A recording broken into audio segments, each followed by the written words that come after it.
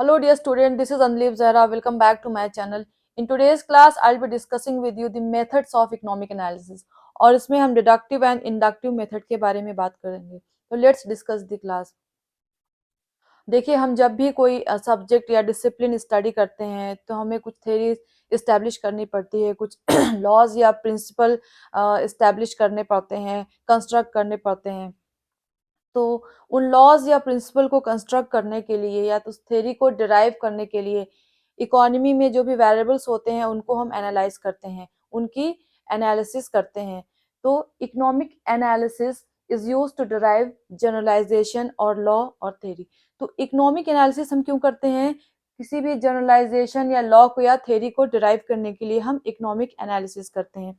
तो इस इकोनॉमिक को एनालिसिस करने के लिए हम कुछ मेथड्स यूज करते हैं. तो the most commonly used methods of economic analysis are deductive and inductive method. So let's discuss the deductive method. In deductive method we move from general to particular. Deductive method में हम general level से particular level की तरफ move करते हैं, यानी कि हम छोटे लेवल से बड़े लेवल की तरफ मूव करते हैं. डिडक्टिव मेथड में एक जनरल लॉ होता है, एक थ्योरी होता है. उस थ्योरी को हम धीरे धीरे पर्टिकुलर लेवल पे ले जा करके जब हम वेरीफाई करते हैं तो ये क्या होता है? ये डिडक्टिव मेथड होता है. So in deductive method, we have general information about something, and from this general information, we come to particular situation. Deductive method में हमारे पास एक general information होता है, एक general law होता है, और उस general information, उस general law से हम किसी particular situation तक पहुंचते हैं. In this method, inferences are drawn from general cases to establish particular cases. तो डिडक्टिव मेथड में इन्फ्रेंसेस या एग्जाम्पल्स जो हैं वो जनरल लॉ से लिए जाते हैं और उन एग्जाम्पल को यूज करके हम पर्टिकुलर केसेस को सॉल्व करते हैं, राइट. तो ये होता है डिडक्टिव मेथड. तो let's understand it with the help of an example. Take for example law of demand. You must have studied law of demand. आप सबने लॉ ऑफ डिमांड पढ़ा होगा. तो लॉ ऑफ डिमांड क्या है? Law of demand is the fundamental principle of economics, which states that at higher prices, consumer will demand lower quantity of a good. Price के बढ़ने पर किसी भी कमोडिटी की क्वांटिटी डिमांड कम हो जाएगी. जैसे प्राइस बढ़ेगा, लोग उस कमोडिटी की लोअर क्वांटिटी को डिमांड करना स्टार्ट करेंगे. तो ये क्या है? ये एक जनरल लॉ है. ये लॉ जो है, लॉ ऑफ डिमांड जो है, ये यूनिवर्सली एक्सेप्टेड लॉ है. इस लॉ को हम यूज करके किसी भी पर्टिकुलर सिचुएशन को एनालाइज कर सकते हैं, किसी भी पर्टिकुलर फर्म, कंपनी या इंडिविजुअल की प्रॉब्लम को सॉल्व कर सकते हैं. तो suppose there is a mobile phone company and it decides to increase the price of its product. एक मोबाइल फोन कंपनी है और वो अपने प्रोडक्ट के प्राइस को इंक्रीज करना चाहती है.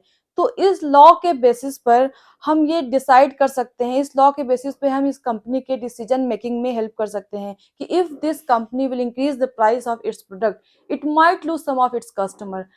जब अगर ये कंपनी अपने प्रोडक्ट की डिमांड को इंक्रीज करेगी तो इसके कुछ कस्टमर को ये लूज कर सकती है, इसके प्रोडक्ट की डिमांड कम हो सकती है. तो ये क्या है? ये एक जनरल लॉ से हमने क्या किया? एक पर्टिकुलर कंपनी की प्रॉब्लम को एनालाइज किया. हमने इकोनॉमिक एनालिसिस किया यहाँ पर by using the deductive method. Deductive method को यूज करके हमने जो उस कंपनी का वेरिएबल है उसको हमने एनालाइज किया और उसके बेसिस पर हम कंपनी के डिसीजन मेकिंग में हेल्प कर पाए और हम कंपनी की प्रॉब्लम को सॉल्व कर पाए कि अगर वो अपने प्रोडक्ट के प्राइस को इंक्रीज करेगी तो उसके प्रोडक्ट की डिमांड क्या है? वो कम हो सकती है. तो ये क्या है? डिडक्टिव मेथड है. नेक्स्ट वी विल स्टडी कि steps involve in the deductive method. Deductive method जब हम यूज करते हैं तो उसके क्या क्या स्टेप्स होते हैं, कौन कौन से स्टेप्स को हम फॉलो करते हैं. Number one is perception of the problem to be inquired into. सबसे पहले तो हमें प्रॉब्लम पता होना चाहिए. पहले हम प्रॉब्लम को सिलेक्ट करेंगे और वो प्रॉब्लम जो है क्लियरली स्टेटेड होना चाहिए.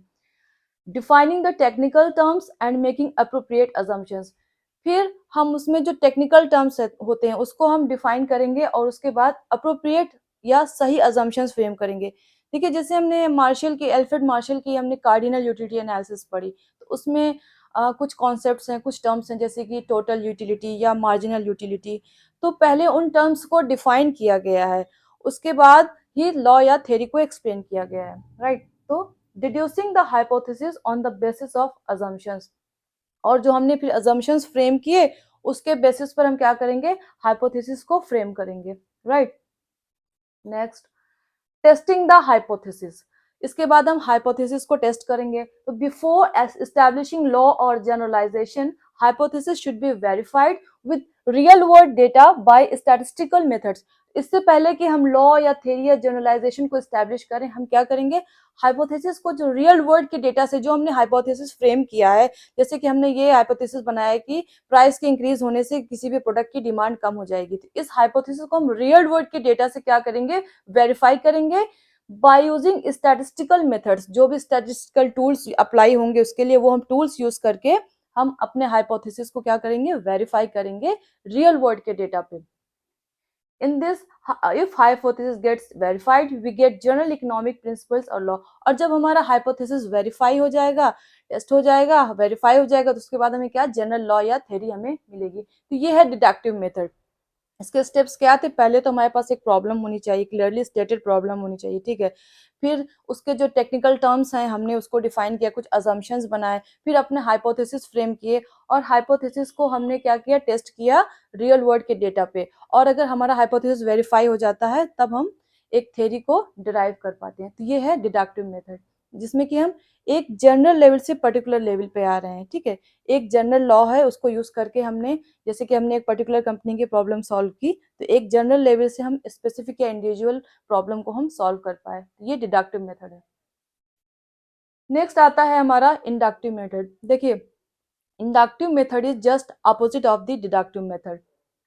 The inductive method goes from specific instances to generalization।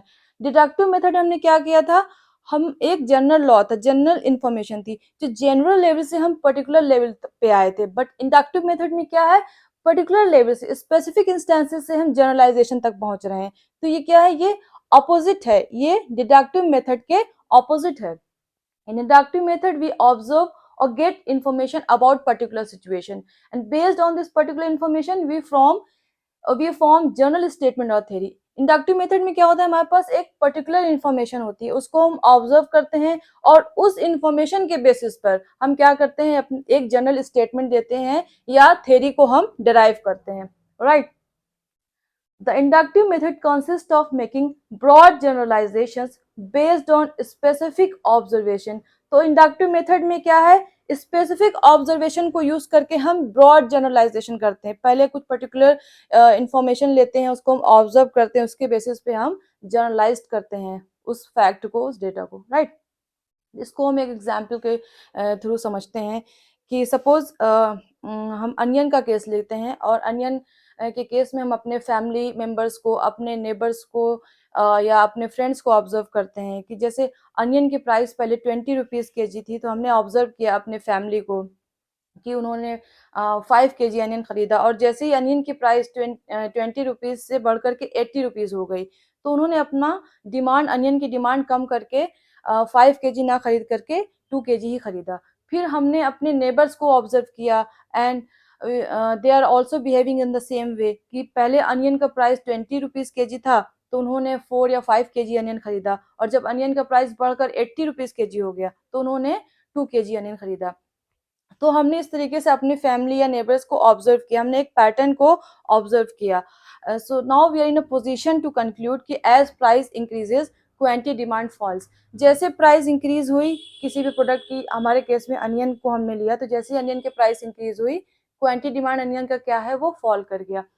तो now we are in a position to give a general statement या थ्योरी। अब हम इस पोजीशन में है, स्पेसिफिक ऑब्जर्वेशन से हम जनरलाइज कर सकते हैं, इस पोजीशन पे हम कि एक जनरल स्टेटमेंट हम दे सकते हैं कि कैसे प्राइस के इंक्रीज होने से किसी भी प्रोडक्ट की क्वांटिटी डिमांड कम हो जाती है, कीमत के बढ़ने से किसी भी कमोडिटी की, प्राइस के बढ़ने से किसी भी कमोडिटी की डिमांड कम हो जाती है। तो ये क्या है, ये लॉ ऑफ डिमांड है, राइट। ये एक यूनिवर्सली एक्सेप्टेड लॉ है। तो डिडक्टिव मेथड में हमारे पास लॉ पहले से था, और हमने उसको पर्टिकुलर कंपनी के केस में हमने उसको वेरीफाई किया। बट इंडक्टिव मेथड में क्या है, हमने कुछ एग्जाम्पल्स लिए, पहले हमने डेटा कलेक्ट किया, उसको ऑब्जर्व किया, उसके बाद हम एक जनरल स्टेटमेंट दे पाए और थ्योरी एस्टेब्लिश कर पाए। तो ये इंडक्टिव मेथड क्या है, it moves from specific to generalisation. Specific cases से ये जनरलाइजेशन की तरफ मूव करती है, तो ये डिडक्टिव मेथड से डिफरेंट है, राइट। क्लियर है। तो स्टेजेस ऑफ इंडक्टिव मेथड, अब इंडक्टिव मेथड को करने के लिए क्या क्या स्टेजेस होते हैं, क्या स्टेप्स होते हैं इसमें। तो पहली स्टेज तो सेम है प्रॉब्लम, कि हमारे पास जनरलाइजेशन को अराइव करने के लिए सबसे पहले जो है प्रॉब्लम जो है वो सिलेक्टेड होना चाहिए, और वो प्रॉब्लम जो है वो क्लियरली स्टेटेड होना चाहिए। देन डेटा, देखिए जब हम डिडक्टिव मेथड कर रहे थे तो हमने वहां पे अजम्पशंस बनाए थे, और यहाँ पे क्या है डेटा, यानी कि फैक्ट, फैक्ट ले रहे हैं, उसको बाद में हम एनालाइज करेंगे। तो ये डिफरेंस है डिडक्टिव एंड इंडक्टिव मेथड में। तो data, the second step is collection, classification and analysis of data by using statistical techniques. तो इसका सेकेंड स्टेप क्या है, हमने डेटा कलेक्ट किया, फैक्ट कलेक्ट किया, और उसको स्टैटिस्टिकल टेक्निक्स के थ्रू हमने क्या किया, एनालाइज किया, right. In observation, data are used to observe the particular fact concerning the problem.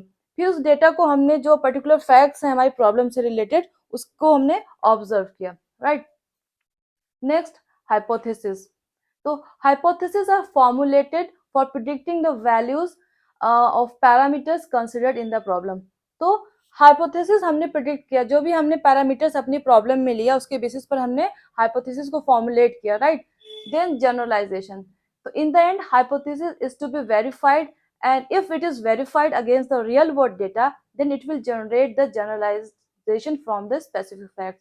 इसके बाद हम क्या करेंगे, अपने हाइपोथेसिस को रियल वर्ल्ड के डेटा से वेरीफाई करेंगे, और अगर हमारा हाइपोथेसिस हमारे रियल वर्ल्ड के डेटा से वेरीफाई हो जाता है, तब हम एक जनरल स्टेटमेंट दे पाएंगे और एक जनरल थ्योरी दे पाएंगे। तो it means prediction made by the hypothesis is agreed with the fact, then the generalized result is produced and established as a law or theory.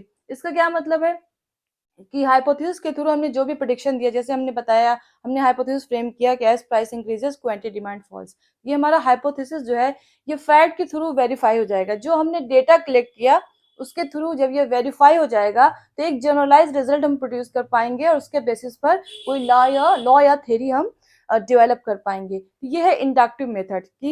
Inductive method कैसे opposite है deductive method से, पहले हमने problem को select किया कि किस problem पे हमें इंक्वायरी करनी है, किस प्रॉब्लम को स्टडी करनी है, उसके बाद हमने डेटा या फैक्ट्स कलेक्ट किया, देन हाइपोथेसिस फ्रेम किए, हाइपोथेसिस को रियल वर्ल्ड के डेटा से वेरीफाई किया, अगर वो वेरीफाई हो जाता है तब हम एक जनरल स्टेटमेंट दे पाते हैं, और उसके बेसिस पर हम थ्योरी को डेवलप कर पाते हैं।